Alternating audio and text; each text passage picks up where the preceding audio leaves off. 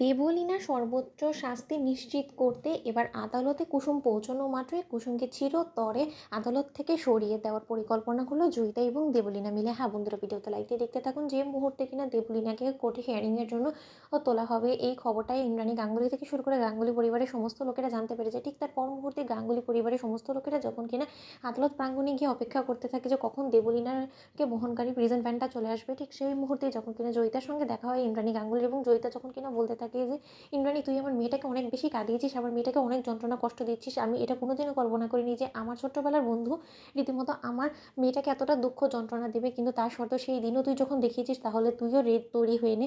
তোর জীবনও এমন এক ভয়াবহ যন্ত্রণা, এবং তোর জীবনও এমন এক দিন আসবে যে রাতটা কিনা তোর গোটা জীবনটাকে তছনছ করে ছেড়ে দেবে, তোর গোটা গাঙ্গুলি পরিবারটাকে ধ্বংস করে রেখে দেবে। এ আমি প্রতিজ্ঞা করে বললাম, কারণ আমার মেয়ের প্রত্যেকটা চোখের জলের গুনে গুনে আমি হিসাব নেব। ঠিক সেই মুহূর্তে ইন্দ্রাণী যখন বলতে থাকে যে তুই মা হয়ে এতটা নিকৃষ্ট নির্লজ্জ বেহায়া কী করে হতে পারিস, জয়িতার মধ্যে সেটাই মাথায় ঢোকে না। কারণ যেখানে কিনা তুই খুব ভালো করেই জানিস এই জিনিসটা, যে তোর মেয়ে একটা অপরাধী, এবং তোর মেয়ে এত দিন ধরে যে অন্যায়গুলো করে এসেছে, এবার তো আমার মনে হচ্ছে যে তোর প্রশ্রয় পেয়ে পেয়েও এই সমস্ত অন্যায়গুলো করেছে, এবং তোর সম্পূর্ণরূপে ইন্ধন ছিল। ঠিক সেই মুহূর্তে জয়িতা যখন কিনা মীনাক্ষীকে টার্গেট করে বলতে থাকে যে যদি বলতেই হয় তাহলে তো বলা যেতে পারে যে তোর পরিবারের মধ্যেও এখন একটা অপরাধী লুকিয়েছে, যে কিনা প্রতিনিয়ত আমার মেয়েকে প্রত্যেকটা অন্যায় করার ক্ষেত্রে সাহায্য করে গিয়েছে ক্রমাগতভাবে, এবং আজকে তারও কিন্তু বিচার হবে, এবং তার বিচার যাতে হয় সেই সম্পূর্ণ ব্যবস্থা কিন্তু আমি করে ফেলেছি। ঠিক সেই মুহূর্তে ইন্দ্রাণী যখন বলতে থাকে যে তাহলে আমিও শুনতে চাই যে কে সেই অপরাধী, যে কিনা এই দেবলীনার এই নোংরা কর্মকাণ্ডের মধ্যে দেবলীনাকে সম্পূর্ণরূপে সায় দিয়েছে, এবং একবার যদি আমি তার রীতিমতো অন্যায়ের প্রমাণ পেয়ে যাই, তাহলে তাকে আর আমি কোনো মতে আমার বাড়িতে থাকতে দেবো না। ঠিক সেই মুহূর্তে মীনাক্ষীর যখন কিনা গলার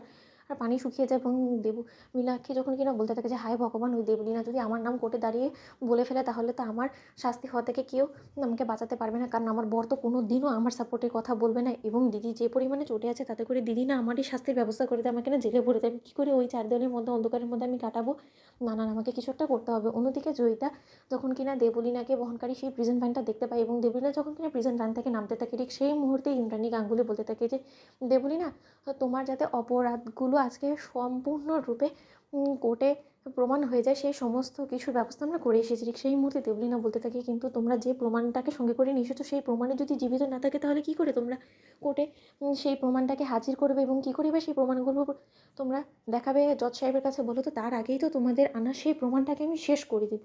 ওর বুক ছিঁড়ে রীতিমতো অনবরত রক্ত বেরোতে থাকবে, এবং সেই রক্তে রীতিমতো তোমাদের চোখের জল পড়বে, অথচ তোমরা কিচ্ছু করতে পারবে না, এবং আমি তোমাদের নাকের ডগা দিয়ে এখান থেকে হাসতে হাসতে আমি নির্দোষ প্রমাণ হয়ে এখান থেকে বেকসুর খালাস পেয়ে বেরিয়ে যাবো, অথচ তোমরা কিচ্ছু করতে পারবে না। দেখি না, এটা দেবলীনার চ্যালেঞ্জ রইলো। আমিও দেখি কী করো তোমরা। তো বন্ধুরা, লাইক এবং শেয়ার করো, সাবস্ক্রাইব করো।